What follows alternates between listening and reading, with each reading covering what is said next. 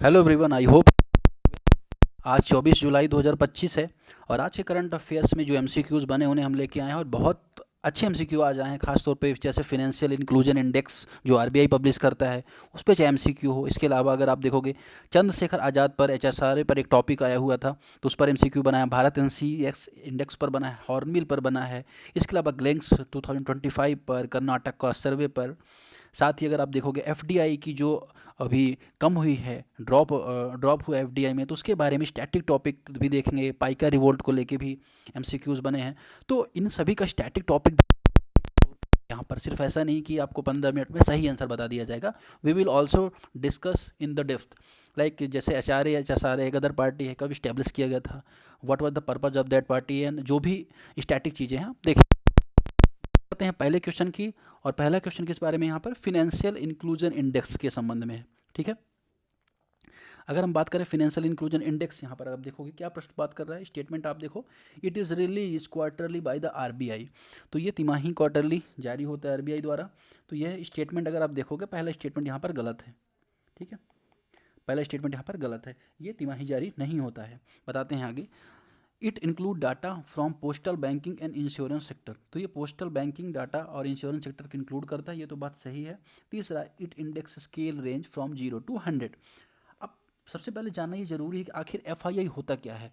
Financial inclusion index का मतलब यह होता है कि भारत सरकार इतनी सारी योजनाएं चलाती है, इतने सारे इनिशिएटिव लेती है बैंक के संबंध में, हो डिजिटल इंडिया हो, यूपीआई हो, पीएम मुद्रा योजना हो, पीएमजेएवाई हो, एसबीवाई हो।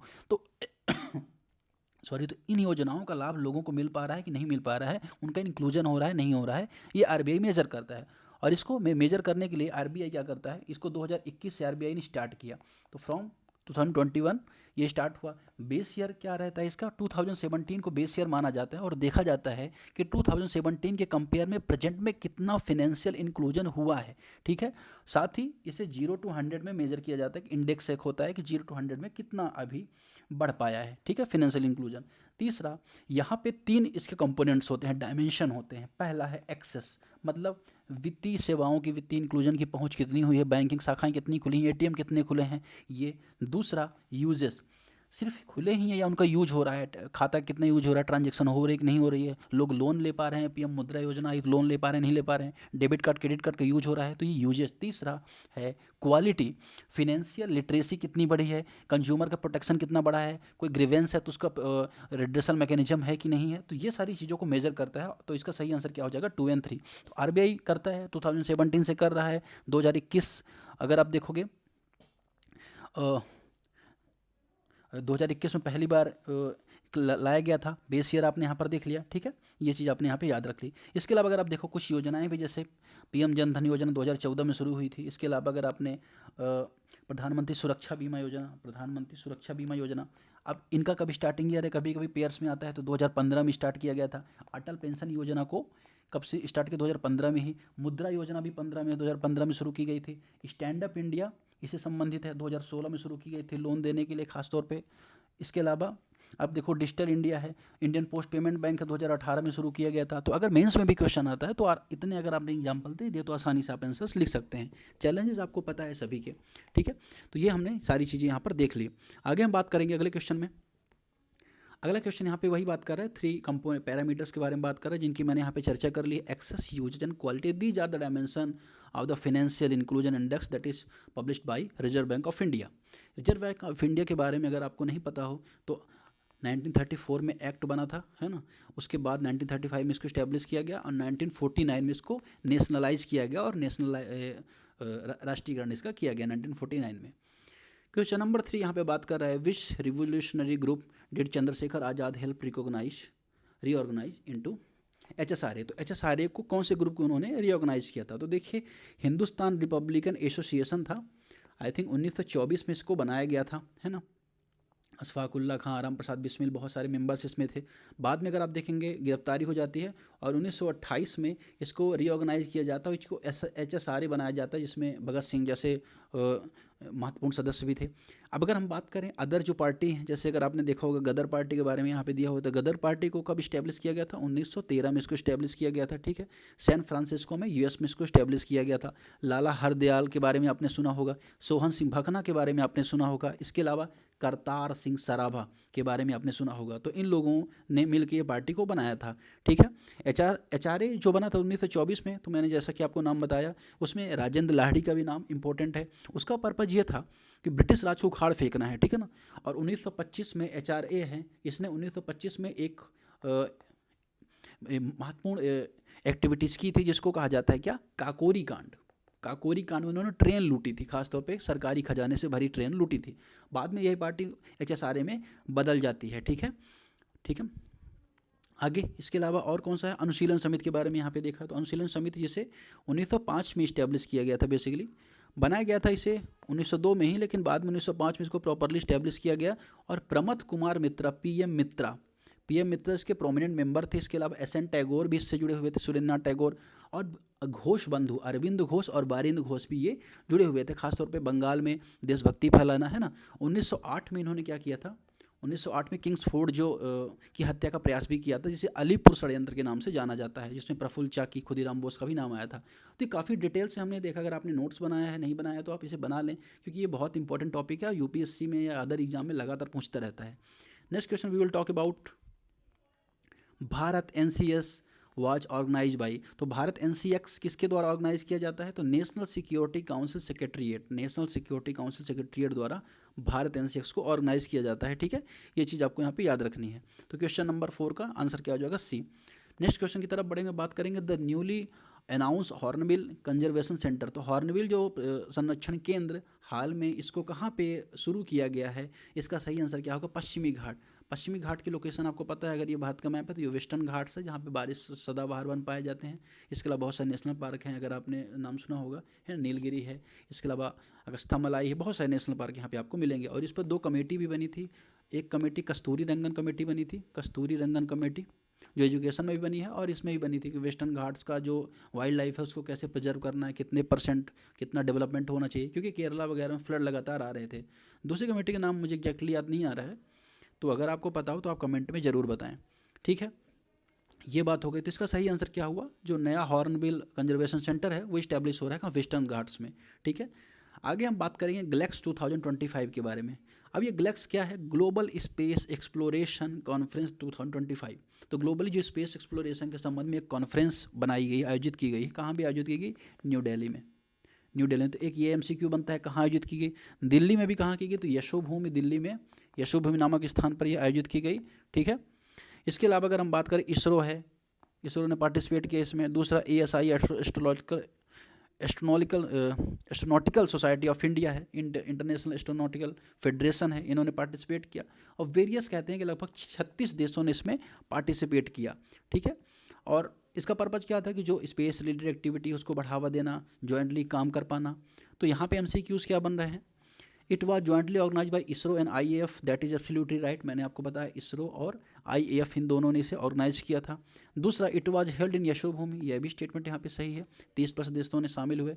तीसरा, थीम क्या था, new space race militarisation of outer space. देखिए ये थीम नहीं हो सकता, क्योंकि इसको डीमिलिटराइज करना है, स्पेस को हमें मिलिटराइज नहीं करना है। तो इसकी थीम क्या होगी, इसकी थीम थी the Renaissance of space exploration. The Renaissance मतलब पुनर्जागरण ऑफ स्पेस एक्सप्लोरेशन, ये इसकी थीम थी। नई सीमाओं तक पहुँच, नई जगह तक पहुंचना और अंतरिक्ष अन्वेषण के लिए पुनर्जागरण करना, पूरे ग्लोबली अवेयरनेस भी फैलाना, ठीक है। तो ग्लेक्स 2025 दिल्ली में इस पर्पज से यहाँ पे ऑर्गेनाइज किया गया।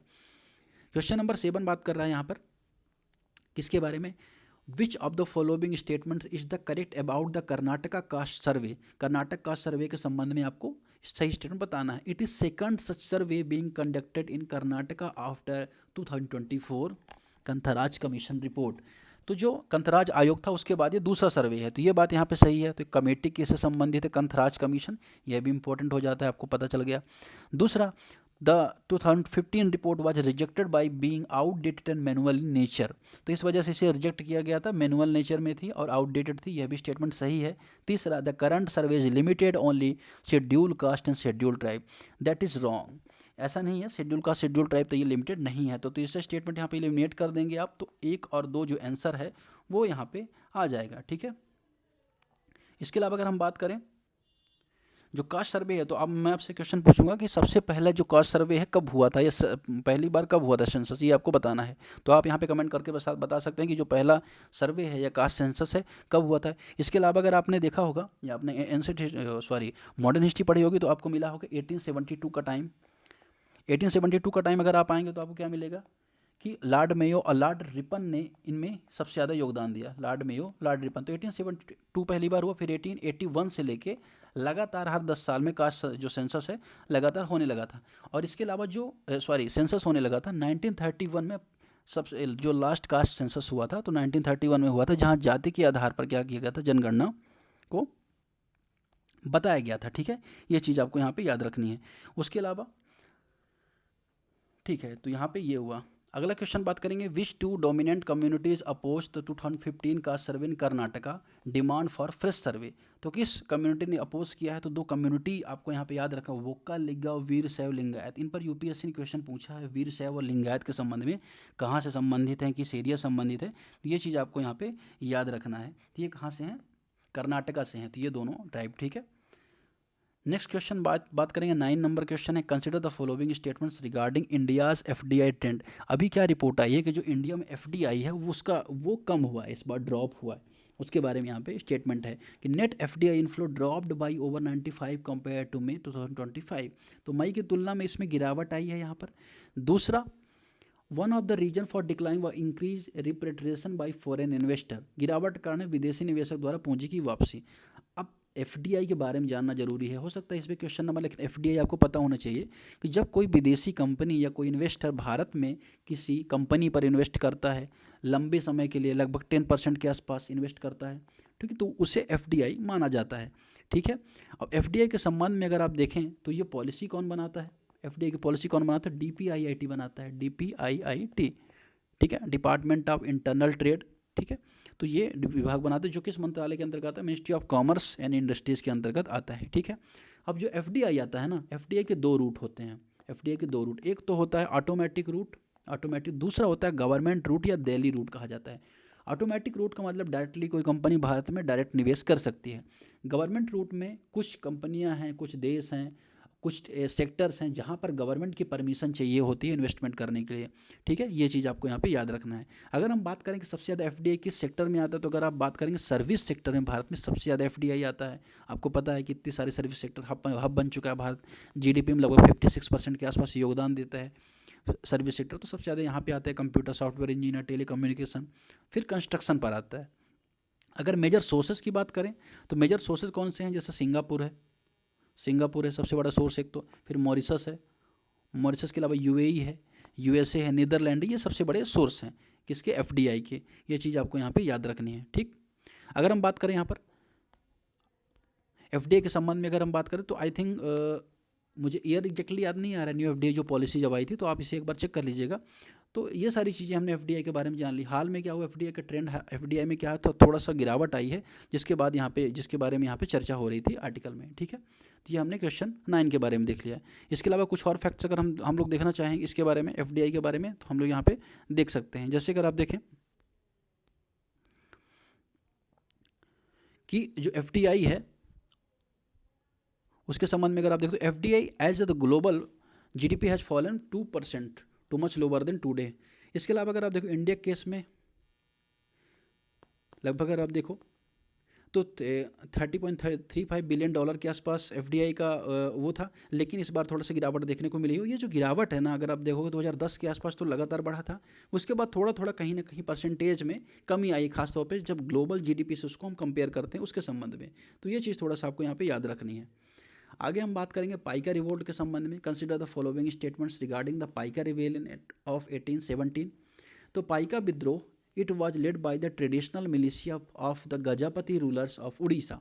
तो जो गजापति रूलर्स उड़ीसा थे उनकी पारंपरिक सेना के द्वारा तैयार किया गया था। तो ठीक है, यहाँ पर सही बात है।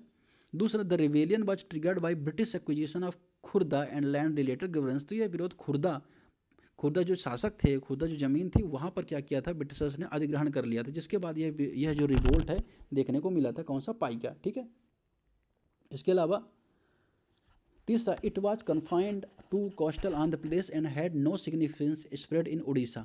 तो ये आंध्र प्रदेश के तटों पर था, उड़ीसा पर कोई इसका प्रभाव नहीं था, यह बात गलत। उड़ीसा में ही तो मेन इसका सेंटर था अगर आप देखें। अगर हम बात करें 1817 का, तो 1817 का टाइम था जब बख्शी जगबंधु विद्याधर जिन्हें कहा जाता है, ये इनके सबसे बड़े लीडर थे।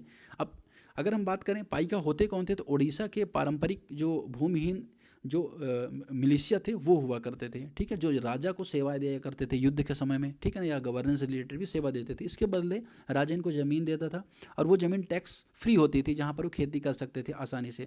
जब ब्रिटिशर्स ने यहाँ पर जो गजपति शासक थे उनकी ज़मीन पर कब्जा किया, तो जो पाइकास थे इन्होंने क्या कर दिया, रिवोल्ट कर दिया। तो ये चीज़ थोड़ा सा आपको यहाँ पे याद रखनी है।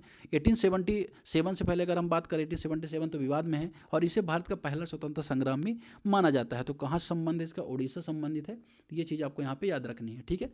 पर्सन बख्शी जगबंधु भी आपको याद रखना है। तो इस तरह से हमने लगभग इन्वायरमेंट, इकोलॉजी, साइंस के साथ आज क्वेश्चन नहीं थे, इकोनॉमी है, पॉलिटी, सभी के क्वेश्चन यहाँ पे देखे, और इसे डेली डिस्कशन करेंगे। साथ ही साथ आप यहाँ पे 200 MCQ प्रीलिम्स के पॉलिटी की सीरीज चल रही है, जिसमें हम लक्ष्मीकांत से सारे MCQ डिस्कस कर रहे हैं। हिस्ट्री एंशिएंट की सीरीज चल रही है 100 क्वेश्चन की, उसे भी हम यहाँ पे डिस्कस कर रहे हैं। तो इन सभी का लाभ उठाएं। टेलीग्राम चैनल ज्वाइन कर लें। व्हाट्सअप पे आप ज्वाइन करके द हिंदू इंडियन एक्सप्रेस का PDF प्राप्त करना चाहते हैं तो वह भी प्राप्त कर सकते हैं। तो आज की डिस्कशन फिलहाल इतना ही, मिलते हैं कल। आपका बहुत बहुत